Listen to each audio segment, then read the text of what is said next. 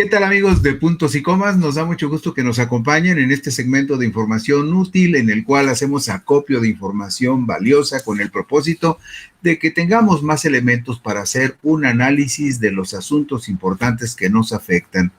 Bueno, una vez consumada la reforma al Poder Judicial de la Federación y electos ya los nuevos integrantes de la Suprema Corte de Justicia, del Tribunal de Disciplina Judicial, del Tribunal Electoral del Poder Judicial de la Federación, así como la mitad de los magistrados de circuito y de los jueces de distrito del país, queda latente una pregunta para la cual los ciudadanos de la República esperan una respuesta.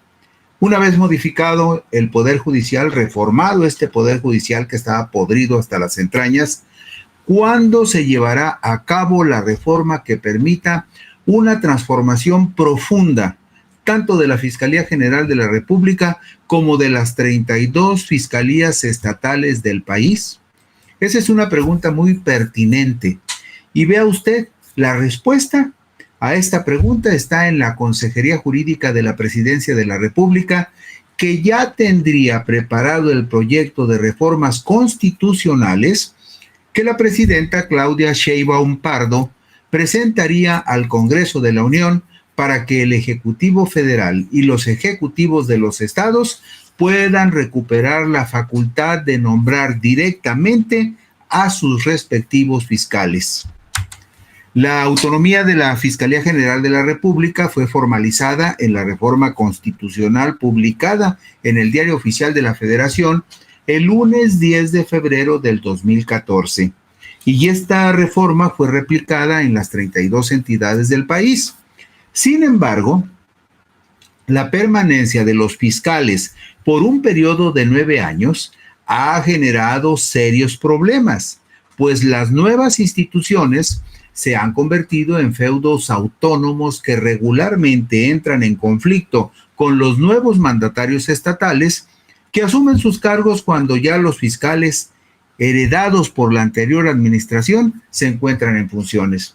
Y tenemos muchos casos que pueden ser muy ilustrativos de esta situación. Los que recuerdo así de inmediato: el caso del fiscal del estado de Morelos, el caso del fiscal en el estado de Tamaulipas, fiscales que trascienden el gobierno en el cual fueron nombrados, pero que siguen representando los intereses de esos gobiernos, muchas veces en perjuicio de las intenciones o de los intereses de los gobiernos que llegan.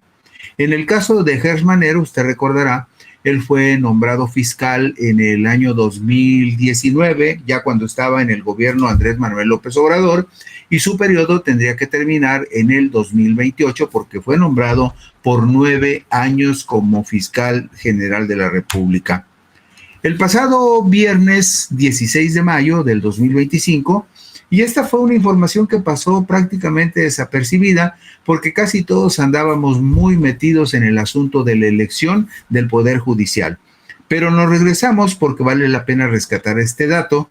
El pasado viernes 16 de mayo del 2025, el periódico El País publicó una información firmada por el reportero Cédric Raziel que advierte que el proyecto de reformas constitucionales para que la presidenta Claudia Sheinbaum Pardo recupere la facultad de nombrar al fiscal general del país ya fue elaborado por la Consejería Jurídica de la Presidencia de la República, y que la pretensión de la mandataria es que esta reforma sea aprobada en el próximo periodo ordinario de sesiones del Congreso de la Unión, que todos sabemos, este periodo de sesiones ordinarios se inicia justamente el 1 de septiembre y termina a mediados del mes de diciembre del 2025. Bueno, si los planes de la presidenta caminan como está prefigurado desde ahora y como advierte el diario El País que sería,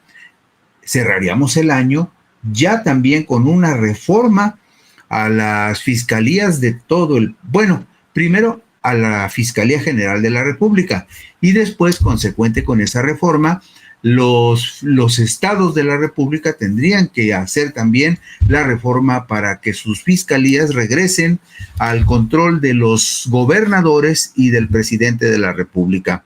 y habrá quien objete la idea de que se le quite la autonomía a las fiscalías. Pero estoy seguro que todas las personas que me escuchan y que viven en diferentes estados de la República tienen suficientes razones para pensar que el haberles dado autonomía a los fiscales de los estados no fue una medida que resolviera de fondo el problema de la procuración de justicia. Cuando hablamos de la procuración de justicia, hablamos de las investigaciones de los delitos, de la integración de las carpetas de investigación, que son las que sirven de fundamento para pedir la aprehensión de un presunto delincuente y para pedirle a un juez que le inicie procesos y con base en esa carpeta de investigación, antes llamadas averiguaciones previas, si con base en esa averiguación o en esa carpeta de investigación, el juez considera elementos para iniciarle proceso a un presunto responsable de un delito. Pues bien, una de las previsiones para esta reforma al Poder Judicial es que en particular el caso de Gers Manero, el actual fiscal general de la República, nombrado, como le decía a usted, para 9 años en el cargo el viernes 18 de enero del 2019, durante la administración de López Obrador, él terminaría su periodo de manera normal en enero del 2028. Esa es la previsión que hace el reportero Cédric Raziel del periódico El País. Él cita fuentes vinculadas a la Consejería Jurídica de la Presidencia de la República, que es la que se supone que elaboró esta iniciativa que la presidenta presentará al Congreso de la Unión a más tardar en el mes de septiembre, con la idea de que pueda estar aprobada en las dos cámaras de diputados y senadores a más tardar en el mes de diciembre.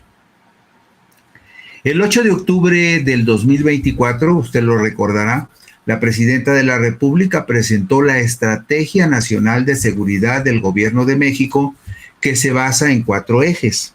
Atención a las causas, la consolidación de la Guardia Nacional, el fortalecimiento de la inteligencia y la investigación para la creación de un nuevo sistema nacional de inteligencia, así como la coordinación con las entidades federativas. Y este asunto de la Estrategia Nacional de Seguridad camina, por supuesto, por una vía que se relaciona con las policías estatales que tienen la obligación constitucional de coordinarse en este nuevo Sistema Nacional de Seguridad, en esta Estrategia Nacional de Seguridad. Pero un aspecto medular de esta Estrategia Nacional de Seguridad está vinculada con la cooperación que puedan brindar las fiscalías de los estados. Y todos sabemos, los que vivimos en diferentes estados de la República, que hay suficientes razones para que tengamos desconfianza. Uno, con respecto a las policías preventivas estatales, y segundo, con respecto a las fiscalías estatales. Estoy seguro que cada uno de ustedes que me escucha tiene algún ejemplo o alguna referencia de por qué esta reforma profunda en la procuración de justicia es fundamental para que se complemente la reforma al Poder Judicial que concluyó con la elección del pasado domingo. El próximo 15 se tendrá que hacer la declaratoria de los ganadores y entregar las constancias de ganadores y de nuevos funcionarios electos.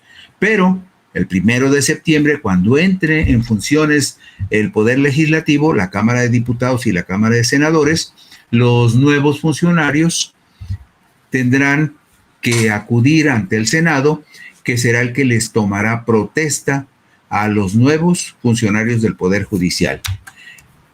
La falta de especialización de los agentes del Ministerio Público para atender delitos vinculados particularmente a la violencia contra las mujeres, la trata de personas, las personas desaparecidas y no localizadas, o personas ausentes o extraviadas, como eufemísticamente se les quiera denominar, así como el combate a la corrupción, entre otras calamidades, exigen que desde el gobierno federal, pasando por el Congreso de la Unión, se promuevan profundas reformas para fortalecer la procuración de justicia, la investigación de los delitos y el castigo ejemplar a los infractores. ¿Por qué? Porque en este enorme esquema Primero, de procuración de justicia, que es la investigación de los delitos y la integración de las carpetas de investigación. Y la siguiente fase, que es el proceso para definir si los presuntos culpables son declarados como tales y sancionados por el Poder Judicial para pagar alguna pena de cárcel. En ese larguísimo proceso está incompleta la parte que corresponde a las fiscalías, que también están muy contaminadas por la delincuencia organizada y que se están pudriendo en muchos casos. Bueno, ¿y cuáles son las referencias que tenemos con respecto a la procuración de justicia? Vea usted los siguientes datos. Durante 2023, en el promedio nacional, se denunció e inició una carpeta de investigación solo en el 7.1% del total de delitos que se cometieron en el 2023. Y en el 92.9% de los delitos no hubo denuncia o no se inició una carpeta de investigación. Por eso, no es extraño que los porcentajes en la cifra negra de delitos que no son denunciados o no son investigados sean altísimos en algunas entidades del país, como por ejemplo, fíjese usted, Guerrero, donde el 97.5% de los delitos, o en Chiapas, donde alcanza la impunidad del 96.6%, esa es la cifra negra, o sea, en ese 96.6% en Chiapas y en ese 97.5% en el estado de Guerrero, no se investigaron los delitos que se cometieron. Y podemos verlo ilustrado en la gráfica que está en la diapositiva número 8, para que usted tenga el dato concreto y vea qué escandalosa es la cifra negra que alimenta, por supuesto, la impunidad elevadísima en el país. Vea usted en la primera columna de la izquierda, en la parte inferior, el promedio nacional en la cifra negra del porcentaje de delitos cometidos en los cuales no hubo denuncia o no se inició una carpeta de investigación. Es decir, los que por anticipado van a quedar impunes. Es verdaderamente impresionante. La media nacional es del 92.9%, pero hay estados como Guerrero, como le decíamos a usted, que trae una cifra negra del 97.5% y Chiapas un 96.6%.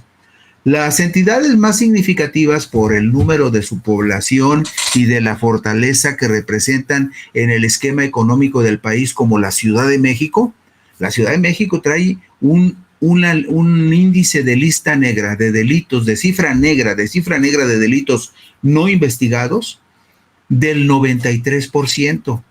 El Estado de México, que también es otra entidad enorme, también trae un promedio de cifra negra de delitos no investigados del 92.9%.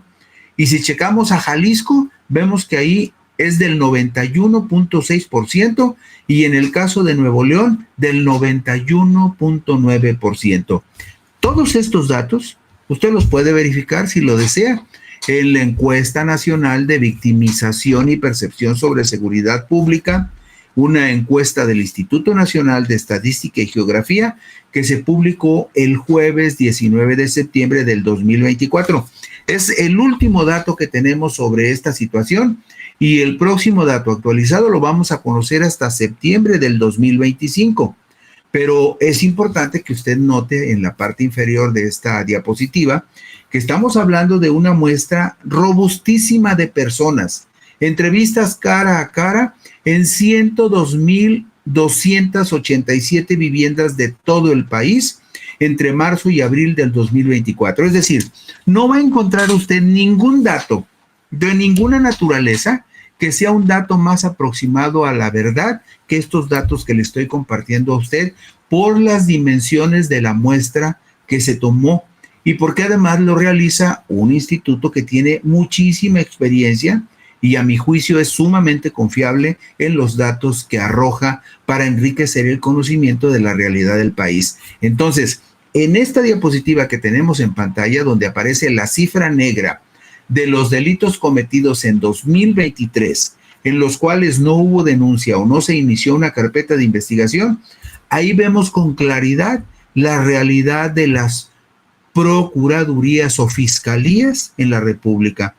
Quienes tienen la obligación de procurar justicia, investigando los delitos y persiguiendo a los delincuentes, traen el déficit que usted puede ver y checar. Una vez que se acaba el programa, pasan unos minutos y nuestros compañeros ponen este programa, como todos los programas de puntos y comas, en Sin embargo al aire. Usted se mete a Sin embargo o a Sin embargo al aire directamente, y en la parte de abajo de la plataforma de Sin embargo al aire, allí encuentra usted todos los programas que hemos hecho de puntos y comas. Nomás acá entre nos le voy a decir, más de 500 programas de puntos y comas. Pero si a usted le interesa este en particular o alguno otro en particular, allí en Sin embargo al aire lo va a encontrar. Y le digo esto porque una vez que esté dado de alta el video, usted le puede poner pausa para revisar las tablas, las estadísticas que yo le presento, si en particular le interesa. Bueno, vamos a otra cosa. La cifra negra de delitos que no son investigados explica una de las razones más importantes por las cuales la confianza de la gente en los ministerios públicos estatales es muy, pero muy baja. Y vamos a la diapositiva número 10. En esta diapositiva número 10 tenemos el nivel de percepción de confianza de la sociedad en las principales autoridades con las que tiene contacto. En el morado intenso corresponde al 2024 y esa rayita gris que camina por encima de todas estas barritas moradas es el registro del 2023. Hay dos subrayados: la Fiscalía General de la República y la Policía Ministerial, Judicial o de Investigación Federal. Y usted verá que de acuerdo con este registro, la Fiscalía General traía un nivel de percepción de confianza del 65.1 y la Policía Ministerial Federal del 62.4%. Pero si nos movemos tantito a la derecha y vemos el subrayado que corresponde a ministerios públicos y a fiscalías estatales, ahí vemos que solo el 59.7% de los ciudadanos confían en los ministerios públicos y en los fiscales de los estados. Es decir, es mucho más baja la confianza en el ámbito estatal que en el ámbito federal. Pero la impunidad y la renuencia de la población a denunciar los delitos de los cuales es víctima se deriva de que considera la gente muy engorrosos y tardados los trámites ante el Ministerio Público porque recibe maltrato de la autoridad o porque simplemente no confía en las fiscalías. Y vamos a la diapositiva número 12 para ver estos datos que también son muy preocupantes. Entre las razones de las víctimas para no denunciar delitos, destacan la pérdida de tiempo con 34.4% y la desconfianza en las autoridades con 12.7%. Si ve usted la barra que está a la izquierda, las causas atribuibles a la autoridad por las cuales el ciudadano no denuncia los delitos representan el 60.8%. Y el 34.4% de los ciudadanos dicen, ¿saben qué? Yo no denuncio porque es una pérdida de tiempo. Pero también hay desconfianza en la autoridad, se considera que los trámites son largos y difíciles por la actitud hostil de algunas autoridades y por miedo, fíjese usted, hay gente que no va a las fiscalías porque tiene miedo que lo extorsione la propia autoridad, lo cual es terrible. Vamos a la diapositiva número 13. Esta diapositiva número 13 nos dice que del total de carpetas de investigación iniciadas por el Ministerio Público, o sea, nada más las que se iniciaron, que es una parte mínima que en promedio podríamos considerar que es como del 10%, de esa parte mínima de delitos denunciados y de carpetas de investigación iniciadas, en ese universo de entre 7 y 10% de las que sí son denunciados, de los delitos que sí son denunciados, en el 47.9% no pasa nada. Esto es lo que dice la gente. O sea, de los delitos, de los poquísimos delitos que se investigan, en el 47.9% no pasa nada. Eso también habla de la ineficiencia y de la corrupción de las fiscalías, de los ministerios públicos y de los agentes investigadores, que han perdido en gran medida la confianza de la gente, que pide a gritos una reforma para depurar y activar la procuración de justicia en el país. El Ministerio Público y las fiscalías estatales son las instituciones que están ubicadas entre las más corruptas y entre las que menos confianza generan entre los ciudadanos. Y lo vemos en la diapositiva número 15.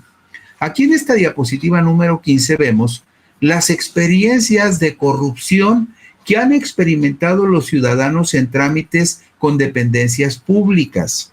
El registro tiene la referencia de los años 2023 y 2021. Usted sabe que las encuestas del INEGI son de largo alcance y también, como son muestras muy robustas, tienen un tiempo de proceso mucho más detallado, pero son mucho más exactas para reflejar la realidad que cualquier otra encuesta en el país. Bueno, aquí vemos, por ejemplo, que el contacto con autoridades de seguridad pública, en el 2023, el 59.4% de los ciudadanos dicen que tuvieron una experiencia con la corrupción de esos funcionarios. Y en el 2021, esta experiencia de corrupción era del 65.0%. Pero cuando nos vamos al caso específico de los trámites ante el Ministerio Público o ante la Fiscalía Estatal, en el 2023, el 21.2% de la gente que acudió al Ministerio Público o a la Fiscalía en busca de apoyo para denunciar un delito y pedir que se investigara y se sancionara a los responsables. 21.2% de los que acudieron ante una Fiscalía o Ministerio Público dicen que tuvieron una experiencia de corrupción. Y en el 2021 este índice era todavía más alto, 24.0. Bajó 3 puntitos entre el 21 y el 23. Y hay otros contactos de la gente donde ha tenido experiencias de corrupción, como en el último renglón, trámites en juzgados y tribunales. En el 16.3% de los casos que hubo contacto del ciudadano con juzgados o tribunales, tuvo experiencias de corrupción. Es decir, completito el panorama desde la procuración hasta la administración de justicia. Y vemos en la diapositiva número 16 cuáles son las instituciones que inspiran mayor y menor confianza en la población. Vea usted, las instituciones de más confianza, y qué bueno que así sea, es la familia, con el 87.4%. En segundo lugar, las universidades públicas con el 78.7%. Las escuelas públicas de nivel básico con el 78.1%. Por ahí aparece el Ejército y la Marina con un 71.5% de confianza de los ciudadanos. Y la Guardia Nacional ahí tiene el 65.6%. Eso entre las que más confianza despiertan. Pero cuando nos vamos a la columna de la derecha, ahí vemos, por ejemplo, resaltado que ministerios públicos o fiscalías estatales, apenas el 38.6% despiertan, tienen la confianza apenas del 38.6% de la gente. Los ministerios públicos o las fiscalías tienen la confianza del 38.6%. Y ahí están otros especímenes de la vida pública a los que les va peor. Por ejemplo, nada más como curiosidad, vea usted el último renglón de la derecha, partidos políticos tienen la confianza apenas del 28.9% de la gente, pero en el punto aquí es que ministerios públicos y fiscalías estatales andan apenas en un índice de confianza del 38.6%, es bajísimo. Y luego hay delitos que requieren especial atención, pero la mayoría de los estados no están preparados para hacerlo, pues no cuentan con suficientes fiscalías especializadas. Ese es otro problema gravísimo, donde el gobierno federal le tiene que apretar a los gobernadores para que los gobernadores a su vez aprieten a sus fiscales y además les den las herramientas suficientes para que hagan mejor su trabajo.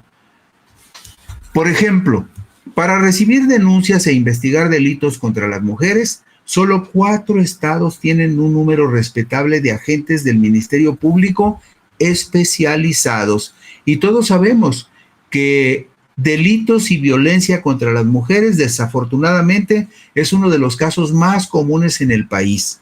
Y solo 4 estados tienen un número respetable de agentes del Ministerio Público especializados en atender e investigar delitos contra las mujeres. Veracruz con 48 MPs, Jalisco con 30, Guanajuato y Estado de México con 27. Y hay otros casos que son verdaderamente lamentables y reprobables. Hay casos como Coahuila, Baja California Sur, Guerrero y Nuevo León, que no tienen un solo ministerio público especializado para investigar delitos contra las mujeres. Estamos hablando del resultado de este estudio que refleja la situación del 2023 y es el dato más actual del que podemos disponer en este momento. Igual podríamos observar el asunto de la Procuración de Justicia con respecto a los feminicidios. La mayoría de los estados no tienen agentes especializados para atender este delito. Mire, vamos a la diapositiva número 19. En esta diapositiva número 19 observamos una parte de las agencias o fiscalías del Ministerio Público, de las fiscalías estatales que tienen ministerios públicos especializados en delitos contra las mujeres. Es la segunda columna. Ahí ve usted, por ejemplo, que Jalisco tiene 30, Guanajuato 27, Puebla es el que tiene mejor infraestructura para atender delitos contra las mujeres, con 48 ministerios públicos, y el Estado de México tiene 27. Pero hay estados que verdaderamente no han hecho prácticamente nada. Vemos el caso, por ejemplo, de Coahuila, donde no hay un solo MP especializado en delitos contra las mujeres, por lo menos en el registro del 2023. Y lo mismo en Baja California. Igual sucede con el caso de Baja California Sur, el caso de Guerrero, el caso de Nuevo León, y no creo que las mujeres en esos estados estén en el paraíso. Y vemos en la tercera columna que se refiere a los ministerios públicos especializados en feminicidios. Vemos, por ejemplo, y esto es notable, el estado de Veracruz tiene 48 ministerios públicos para atender asuntos de feminicidios. El estado de Puebla tiene 36 y el estado de Jalisco tiene 11. Pero de ahí en fuera los demás están para llorar. Vea el caso, por ejemplo, Tamaulipas, 0 ministerios públicos especializados en feminicidios. Luego vemos Baja California, 0. Colima y Sinaloa, 0. Lo mismo Nayarit. Y ahí es donde los gobernadores tienen que atender con mayor cuidado el problema, invertir más recursos, preparar a los ministerios públicos y atender los problemas que se viven en sus estados. Y la federación también tiene que apretarle a los gobernadores para que hagan mejor su trabajo y a la vez obliguen a las fiscalías a que hagan mejor el suyo. Y mire, finalmente vamos a la diapositiva 21 para que veamos otro caso parecido de agencias o fiscalías del Ministerio Público en las fiscalías del Estado, por ejemplo, para atender las fiscalías, los ministerios públicos especializados contra la trata de personas. Vea usted la primera columna, especializados contra la trata de personas, 5 MPs en Jalisco, 36 en Puebla, lo cual hay que destacar que están haciendo su chamba. En Veracruz solo 5 y otros 5 en Sinaloa. Los demás no, 1, 2, ninguno, pero está muy desatendido ese terreno. Y esto es lo que se tendría que corregir con una profundísima reforma a la Procuración de Justicia, con una reforma en la cual los fiscales de los estados dejen de ser los jefes de cotos privilegiados y presuntamente autónomos que hacen lo que se les da su gana, que no atienden a nadie, pero que no hacen bien su trabajo. Entonces, sí va a haber una reforma a las fiscalías.